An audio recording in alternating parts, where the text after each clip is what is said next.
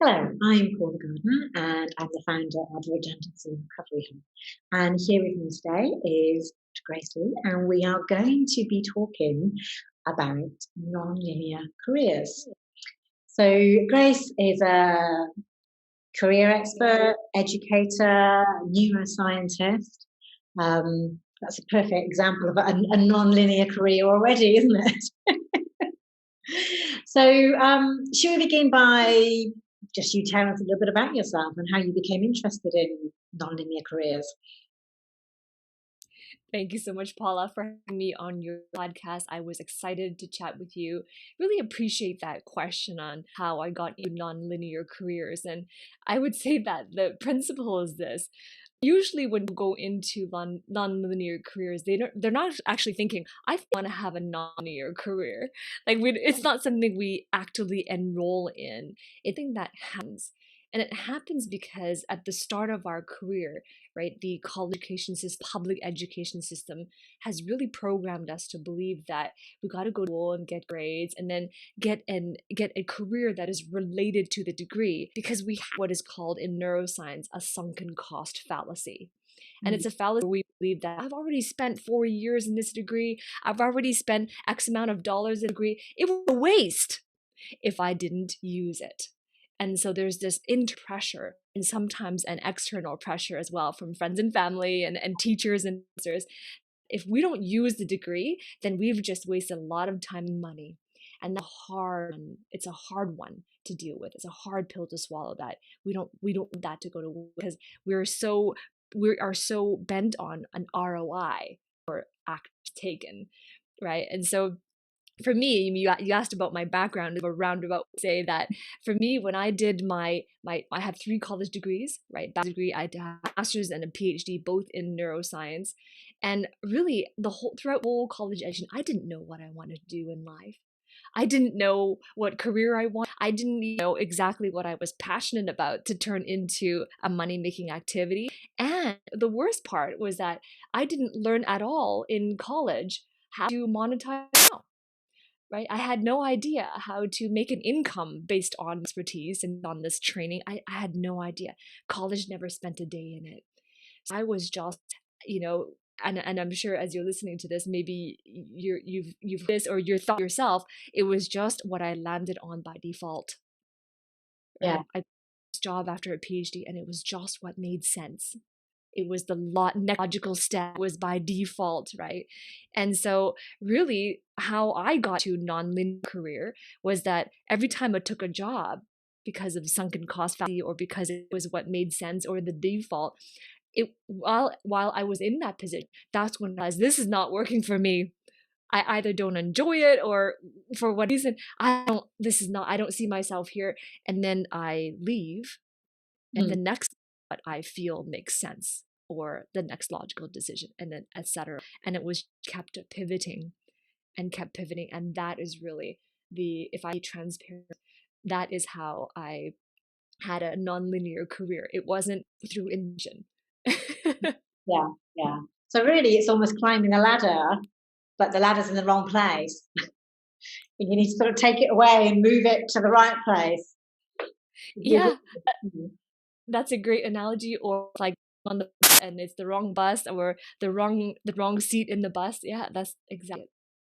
Yeah, yeah, yeah.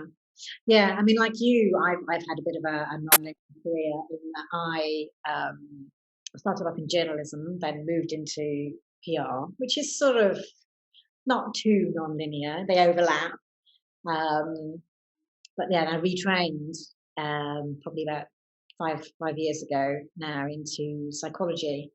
Um, and again, it was that I'd followed the PR path. And for me, it just basically I lost momentum really and realized it wasn't where I wanted to be. So I made that active decision to to move on to a different path. But so I suppose that is the question. If you've started out on your career, you've maybe trained or the money into a degree, even a master's or a PhD, and you're thinking this isn't for me, this isn't right. I'm only doing this, as you say, because of the sunk cost, or because it's expectations, or because I don't know what else to do, where do you start looking, for something else that would be more appropriate? And that's the universal question. What do you do? Right? And if you listen to a lot of advice out there, a lot of advice we hear is, oh, just follow your passion. Follow Mm. your passion, right? I'm actually quite well known for saying, don't follow your passion, because your passion leads to suffering, right? Because here's why. When you think of passion, what passion really is an intense emotional action from something. In your brain, a passion is more impulsive. It's primitive emotional areas of our brain, like the amygdala, right? The more primitive areas are less developed, and there's no rational thinking in it. Right? When we think about our passions, a lot of times we're either fall into the camp where, oh, I have enough passions, I don't know which one to pick. Or on the other extreme, we're like, I don't think I'm passionate about anything. Is there anything wrong with me? Right? And so it's there's a lot of suffering that can happen when we just follow our passions. And it's interesting because the origin of passion comes from a Latin word, passionem, which means suffering. Right? The word, yeah, passion means suffering. Yeah. Oh, yes. Yeah. Yes, And so passion I of say, Christ, yeah. pardon me? Passion of Christ, yes. Yeah, yeah. Exactly, it means suffering, right? So they say don't follow passion, right? Define for yourself, identify for yourself your definite purpose, right? And a definite purpose. Now you're engaging the prefrontal cortex, which the area behind your forehead, and that's where rational decisions are made. That's when there are more insights, considerations of who am I, who do I want to be, who do I want to become, what is my definite purpose, what is the meaningful contribution I have in the world, what are my natural proclivities, and a proclivity are that we are naturally tend to be good at. Right? We may not be the world's best at yet, but if it's a proclivity, then we have a natural inclination to pick up faster than most. Right? So the consideration of a definite purpose takes those things into play, and that is a stronger endpoint in pointing you out in a direction in which to go compared to passion alone. Right? Mm. Because you can consider passions in considering your purpose can be passion considerations. But if you're the kind of person who says, I don't think I have anything I'm passionate about, then still the definite purpose will still serve you. Right? Definite purpose are things that don't change over time. Whereas passion, we can have passion about something one year and then the next year we're not passionate about it anymore. Right? I've And always just thought with passion, you could be passionate about knitting, tea cozies, but you're never going to make a lot of money from it, are you? exactly. I always say that definite purpose comprises of four things. Mm. Right? It's your purpose in life. It is your proclivities. It's also profit. Because, face it, in a career, you got to make a profit. And then finally, it is passions. There's passion consideration in there, but it's not the be all or end all. Right? Mm. It is not the primary consideration. Yeah, yeah. Yeah, it's a really interesting way to look at it. So proclivities, I suppose another word for those would be strengths. You can think of it as strengths. Yeah, It's a little less finite than strengths. yeah. Like, kind of like, oh, what are you good at right now? Right? However, proclivity is more like a natural tendency to be able to be good at it, pick it up quicker than most. Mm. Okay. Okay, so for some people it might be languages, other people it might be tech, coding, whatever. Okay. Yeah, yeah, Correct. yeah. Okay, so you sat down and you've thought about your proclivities, you've thought about,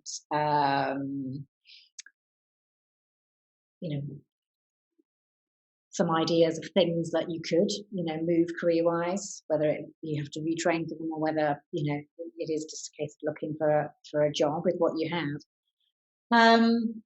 So one of the things that people talk about nowadays are transferable skills. I suppose that's going to be really important if you're changing career to something that's new, isn't it? Yes, absolutely. I mean, it was Elon Musk, who spoke out about. You got to think of it in terms of like decision making tree. right? This was his term. The reason why he was able to an electric company and be successful in it, and then start a space company and be successful in, is because he took his learnings from physics and reading about leadership and reading about, all these other domains, and his superpower be able to transfer learnings, Mm. right?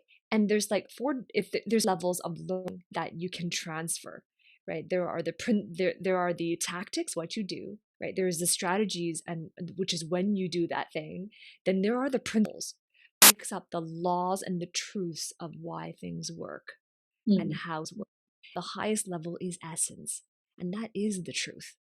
Right. And so when you're reading, when you are looking at your skill sets, it's around being able to pull which ones are tactics and which ones are principles.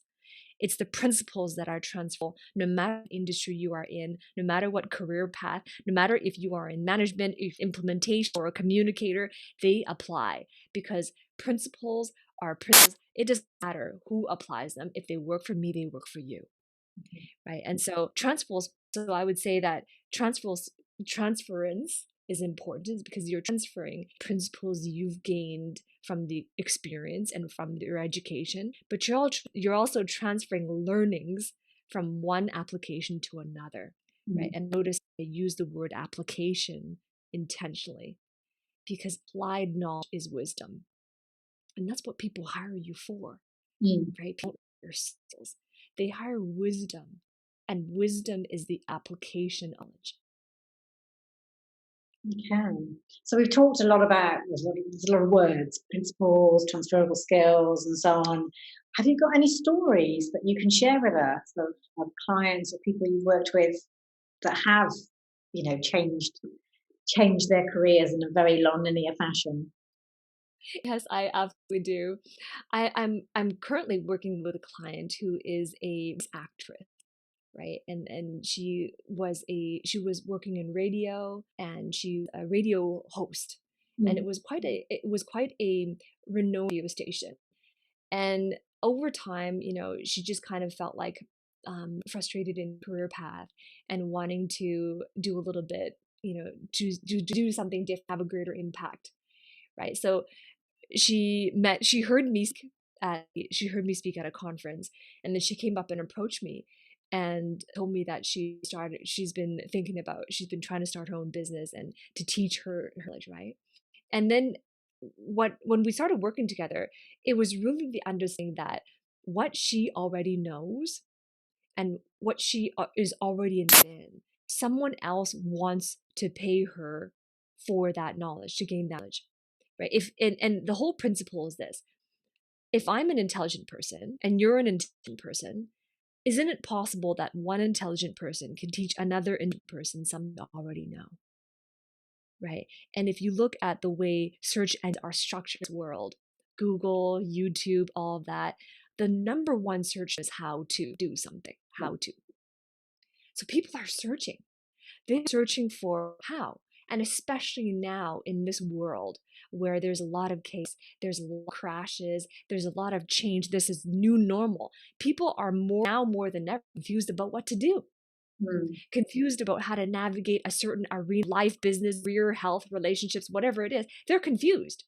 And so what my client ended up learning was about our knowledge value, right? Anything that you are an expert in. And it's not about your education and hard work experience. It's also about your life experience as well. Anything you're an expert in, someone wants what you have. Someone wants to learn what you have because they have a problem, and you're the only one particular who can help them solve the problem, Mm. right? So in the end, she was able to create her own empire, teaching people something she already knew. Yeah. Yeah. And it's and the wonderful about that is that you can earn while you learn. Yes. Yeah. Yeah. Excellent. I suppose, there's one last piece of the puzzle that I'd like to finally talk about, and that is the confidence. So it's all very well, us talking about changing career and thinking about what it is that you could do, and but you've got to have the confidence to be able to do it. So as we end today, have you got any tips on how people can, sort of muster the confidence to actually make those initial moves? I absolutely can. And I love the question. It's an excellent question, Paula. Thank you so much for asking. It's so important, isn't it? You look at the word confidence. The root word of confidence is confide. Right? Mm. Confide means that you tell someone the truth. When you're confiding in them, you tell the truth.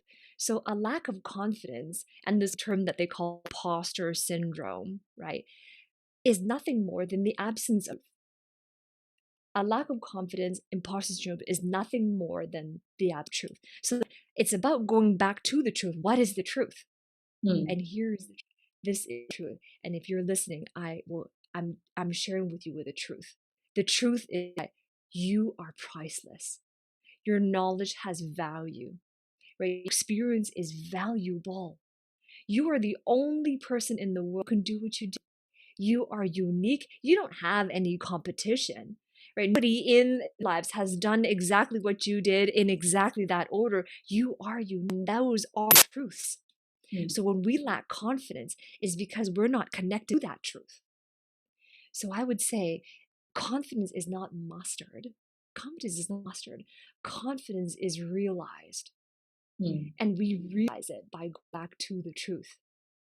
Right. And of course, that's the step, is going to the truth. And it's simply looking at the truth of the fruit that's happening in your life, the truth of the fruit. And sometimes we lose connection to it because brains automatically go into protection mode. And we look at, okay, what's wrong with the situation? What's wrong? Protection. Right. Mm. So focus on the truth. What is the truth of the fruit that's in your life? And then the next step is going through the process of realizing confidence. And it all starts with learning. If there's an arena in your life that you're not confident in, that you feel like there's a gap in there, chances are that you're not confident in that arena. And it all starts with learning. What do I got to learn? What do I got to learn? And then what do I have when you have that learning? How do I assimilate that learning and turn to an understanding? Yeah. Right? Because the education system got it all wrong. They told us the whole purpose of learning is just to get more knowledge. It's just to know things. But that's not the purpose of learning. The purpose of learning is mastery. Right? So now you learn, you have a body of knowledge. You got to first take the next step, assimilate that knowledge, turn it into an understanding. Okay? And then you apply that knowledge and turn it into wisdom. Now it becomes a skill set. And mastery is to be able to do something with most effortless, with limited mental resources. Right? So now you have the skill set, it's wisdom to apply the thing. The next step then is to gain experience in it, to put it out into the real world. When you go into the real world, apply your skill set, now you have experience. And then right after that, you look at the truth of what you've accomplished, and that is how you realize confidence. Mm. Mm. That's a lovely way to describe it. Yeah. Yeah. Brilliant. Brilliant. Well, thank you. Thank you so much for your words of wisdom today. All Grace's contact information will be below the video. But yeah, thank you. My pleasure, Paula. Thank you for inviting me.